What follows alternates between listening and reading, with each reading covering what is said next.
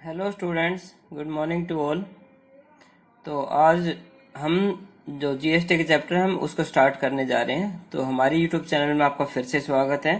तो आज हम 11वीं क्लास का जीएसटी का जो चैप्टर है जो कि पिछले 2 सालों से आया है, बिल्कुल नया चैप्टर है, उसको ही आज हम स्टार्ट करेंगे। जीएसटी का मतलब मेरे हिसाब से आप सबको पता होगा, क्योंकि इंडिया में बहुत ज्यादा शोर शराबा हुआ था जीएसटी के टाइम। तो इसका मतलब होता है गुड्स एंड सर्विसेज टैक्स। तो इंडिया की गवर्नमेंट ने क्या किया कि जितने भी टैक्स है ना उन सबको हटा के उनकी जगह एक सिंगल टैक्स लेके आए थे, वो जिसका नाम है जीएसटी। इसको पास किया था 24 मार्च 2017 को, जबकि ये इफेक्ट में कब से आया था? 1 जुलाई 2017 से आया था।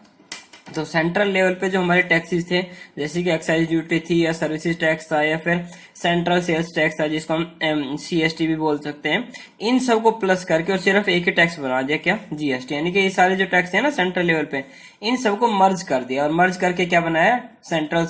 जीएसटी बनाया, गुड्स एंड सर्विसेज टैक्स। इसके अलावा इसी तरह से स्टेट लेवल पे भी आपके कुछ टैक्सेस थे, जैसे ऑक्ट्रा एंड एंट्री टैक्स। यानी कि हम किसी स्टेट में जाते हैं मटेरियल लेके, तो वहां का जो टैक्स लगता है वो परचेज टैक्स, कोई चीज परचेज करते हैं। एंटरटेनमेंट टैक्स, जब हम मूवी वगैरह देखने के लिए जाते हैं उसके ऊपर जो टैक्स लगता है। वैट यानी कि वैल्यू एडेड टैक्स।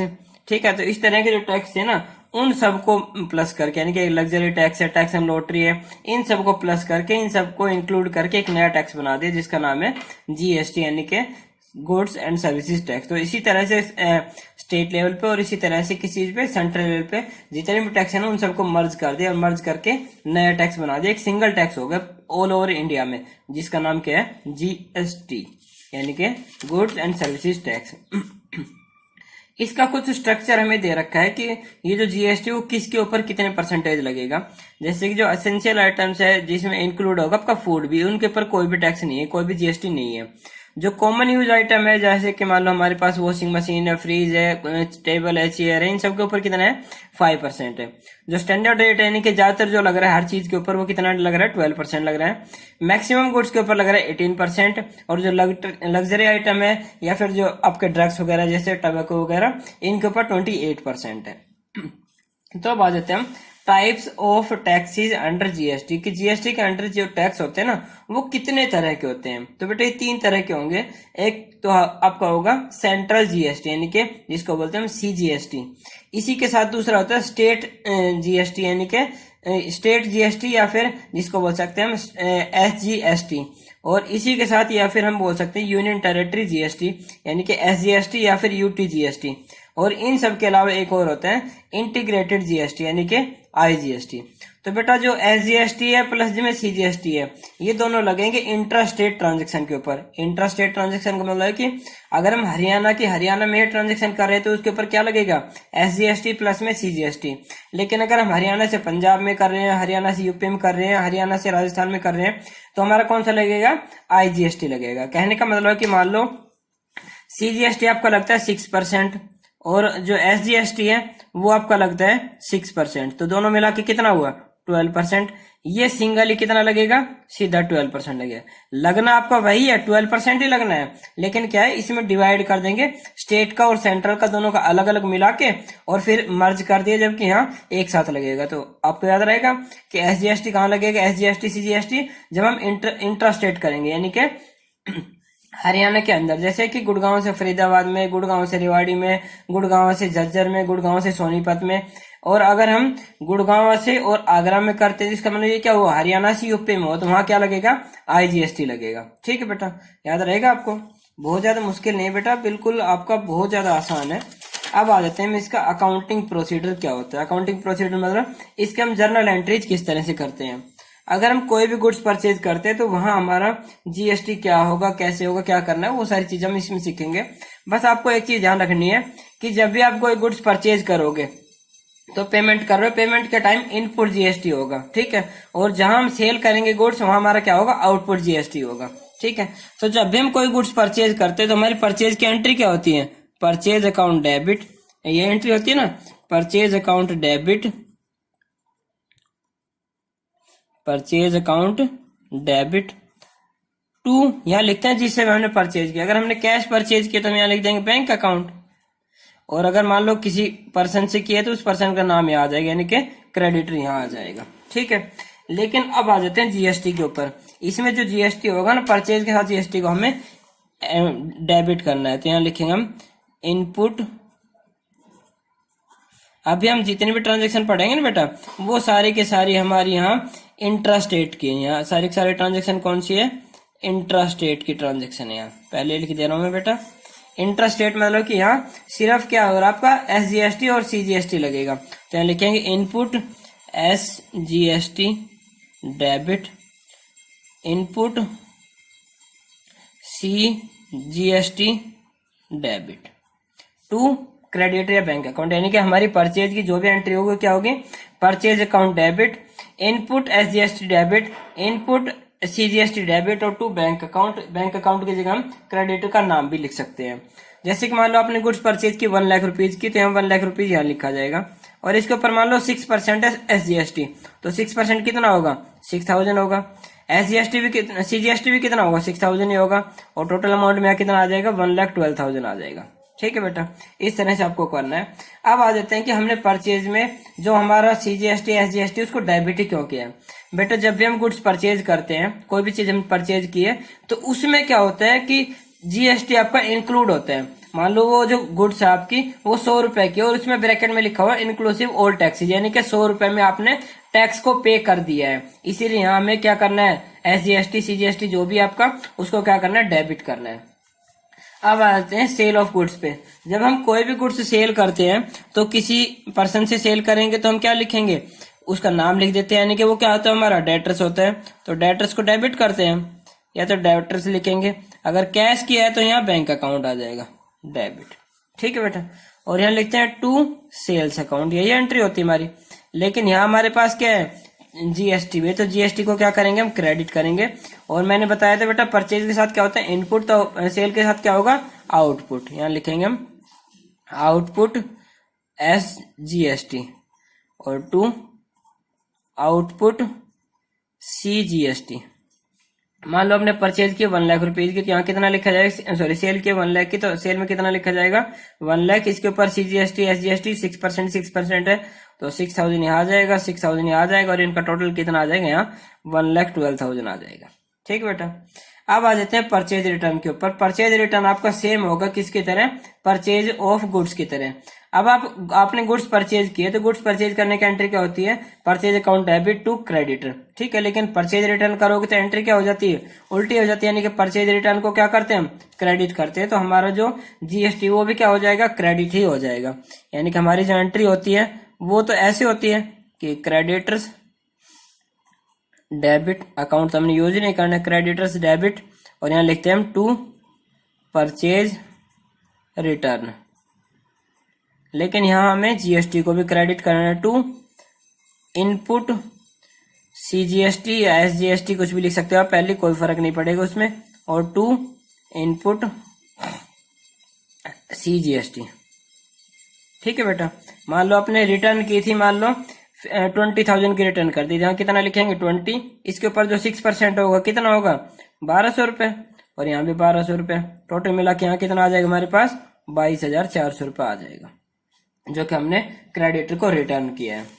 इसी तरह से बेटा आपका सेल्स रिटर्न होगा। सेल्स रिटर्न की जो एंट्री होती है हमारी वो क्या होगी? हमारी सेल्स रिटर्न क्या होती है? डेबिट होती है। तो एंट्री क्या होनी चाहिए हमारी? Sales return account debit to, यहाँ लिखते हैं डेटर्स। हमने डेटर्स को क्या कर दिया है? हमने रिटर्न कर दिया है। ठीक है। लेकिन यहाँ इनके साथ क्या आ जाएगा? आउटपुट जीएसटी और सीजीएसटी आ जाएगा। आउटपुट एसजीएसटी वो भी डेबिट होगा, आउटपुट सीजीएसटी ये भी क्या होगा? डेबिट होगा। तो जितना भी आपने रिटर्न किया, मान लो आपने 10,000 की रिटर्न किया, तो यहाँ कितना आ जाएगा? 10,000।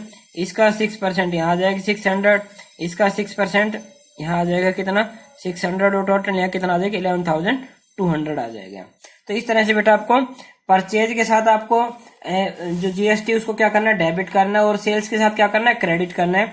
इसी तरह से आपको परचेज रिटर्न के साथ क्या करना है? क्रेडिट करना है, और सेल रिटर्न के साथ इसको क्या करना है? डेबिट करना है। लेकिन ये ध्यान रखना है कि परचेज के साथ इनपुट होगा और सेल्स के साथ क्या होगा? आउटपुट होगा। अब आ जाते हैं परचेज ऑफ फिक्स्ड एसेट। अब हम कोई भी फिक्स्ड एसेट परचेज करेंगे तो ये भी हमारी सेम परचेज की तरह एंट्री होगी, यानी कि जो भी फिक्स्ड एसेट हमने परचेज की उसको क्या करते हैं हम, debit fixed assets account debit. यहाँ वही डेबिट करना है, input SGST debit, input CGST debit, और यहाँ टू बैंक अकाउंट या फिर क्रेडिटर आपका जो भी होगा उसी का यहाँ नाम आ जाएगा, नाम नहीं आएगा तो अमाउंट आ जाएगा। ठीक है। एक्सपेंसेस जो होगा हमारा, एक्सपेंसेस जो हमारे परचेज की तरह होते हैं, यानी कि जब हम एक्सपेंसेस की एंट्री करते हैं तो कोई भी एक्सपेंसेस हम पे करते हैं तो एंट्री क्या होती है हमारी, एक्सपेंसेस अकाउंट डेबिट और टू बैंक अकाउंट, ये एंट्री हमारी होती है। ठीक है। अब इसमें भी CGST SGST को क्या करना है, डेबिट ही करना है, तो यहाँ लिखेंगे इनपुट CGST डेबिट और यहाँ इनपुट SGST डेबिट। ठीक है बेटा। मान लो आपने रेंट पे कर दिया 2000 का, तो रेंट अकाउंट डेबिट आ जाएगा कितना, 2000।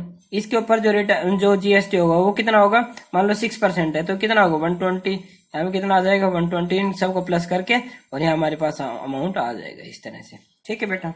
इनकम की जो एंट्री होगी वो सेल्स की तरह होगी। वैसे इनकम की जो एंट्री होती है, इनकम हमें रिसीव होती है बैंक में, तो हम यहाँ लिखते हैं बैंक अकाउंट डेबिट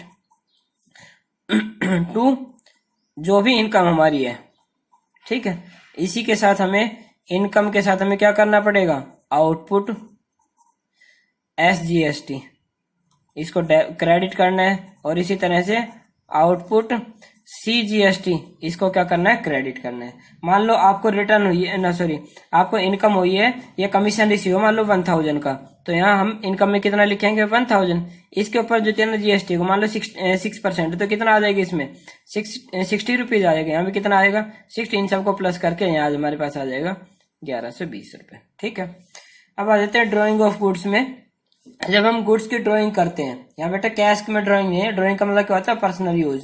तो यहाँ इन्होंने गुड्स को विड्रॉ किया अपने पर्सनल यूज के लिए, तो हमारी जो पर्सनल यूज की जो एंट्री होती है वो क्या होती है, ड्राइंग अकाउंट डेबिट टू, अब इन्होंने गुड्स की ड्राइंग की है तो यहाँ क्या लिखते हैं हम, टू परचेज, और परचेज के साथ क्या आता है, इनपुट आता है।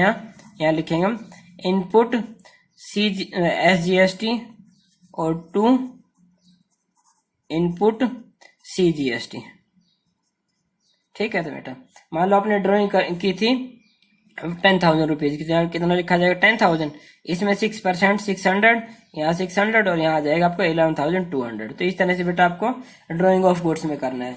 ड्राइंग ऑफ गुड्स की तरह आपका होता है सेम, अगर आपने एबनॉर्मल लॉस हुआ, आपका एबनॉर्मल लॉस का मतलब है loss by theft, loss by fire, इस तरह का लॉस हुआ है, तो उस लॉस को हम क्या करते हैं, डेबिट करते हैं। लॉस बाय फायर या फिर थेफ्ट कुछ भी हो सकता है, इसको क्या करते हैं हम, डेबिट करते हैं।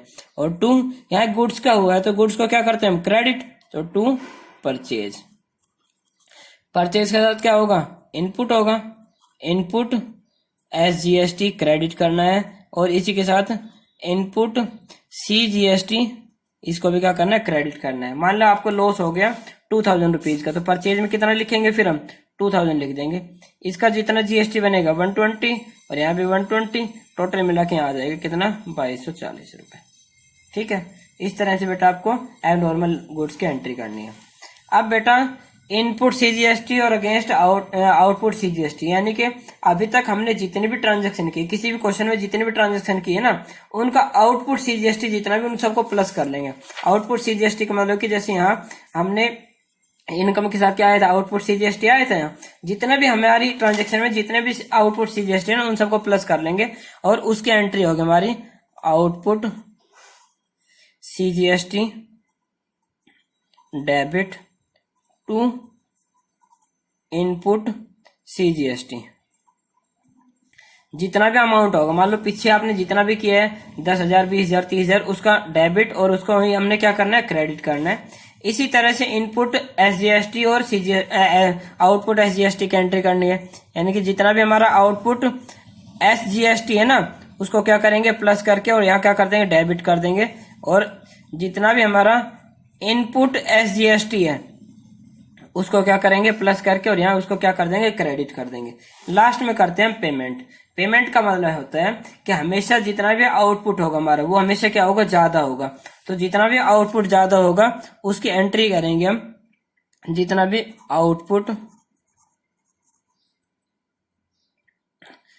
हमारा आउटपुट जीएसटी आया है, जीएसटी उसको क्या करना है डेबिट करना है। उसके बाद इनपुट जीएसटी जितना भी आया उसको भी क्या करना है डेबिट करना है, और यहाँ लिखेंगे टू बैंक अकाउंट के नाम से। ठीक है बेटा। वैसे आपकी ये जो एंट्री होते हैं इसको मैं किसी और तरह से आपको बताता हूँ। मान लो जितना भी आपका आउटपुट था, यहाँ लिखा देता हूं मैं, यहाँ आपका जितना भी आपका आउटपुट था वो था आपका 10,000 रुपीज का, और जितना भी आपका इनपुट आया है, इनपुट जीएसटी जितना भी आया वो आया है 8,000। इसका मतलब कि आपको पेमेंट कितनी करनी पड़ेगी 2,000 की पेमेंट करनी पड़ेगी। तो बेटा ये जो एंट्री होती है ना वो इस तरह से नहीं होगी, बल्कि इस तरह से एंट्री होगी। आउटपुट जीएसटी, यहाँ आपको दोनों भी लिख सकते हो, यानी कि IGST CGST जो भी आपका वो लिख सकते हो। आउटपुट जीएसटी डेबिट कितना लिखेंगे हम 10,000 लिखेंगे। टू इनपुट जीएसटी वो कितना लिखना आपको 8,000, और बैंक के थ्रू कितना पेमेंट करना पड़ेगा आपको टू बैंक अकाउंट कितना लिखना है आपको 2,000 लिखना। ये ध्यान रखना बेटा कि जितना भी आपका जीएसटी का अमाउंट होगा वो हमेशा क्या होगा, जो आउटपुट होगा वो ज्यादा होगा और इनपुट क्या होगा कम होगा। इसीलिए पहले हमारे पास जितना भी आउटपुट दे रखा, आउटपुट चाहे आपको सीजीएसटी चाहे आपका एसजीएसटी हो, आउटपुट जितना भी उसको प्लस कर लेंगे, और उसमें से इनपुट एसजीएसटी सीजीएसटी जितना भी ना उन सबको माइनस कर देंगे। तो जितना भी अमाउंट आएगा वो आपको किसके थ्रू पे करना है, बैंक के थ्रू पे करना है। तो इस तरह से बेटा आपका आज का जो फर्स्ट टॉपिक है जीएसटी का, वो भी किस चीज का, इंट्रास्टेट का। इंट्रास्टेट मतलब कि जहां हम एक ही स्टेट के अंदर अंदर ट्रांजेक्शन करते हैं ना, वो टॉपिक आपका कंप्लीट हो गया। अब हम नेक्स्ट जो वीडियो होगी उसमें पढ़ेंगे कि इंट्रास्टेट में हमें जो आईजीएसटी लगाना है, यानी कि इंटीग्रेटेड जीएसटी लगाना है, उसकी एंट्रीज या उसका अकाउंटिंग प्रोसीजर क्या होगा। ओके बेटा, थैंक यू।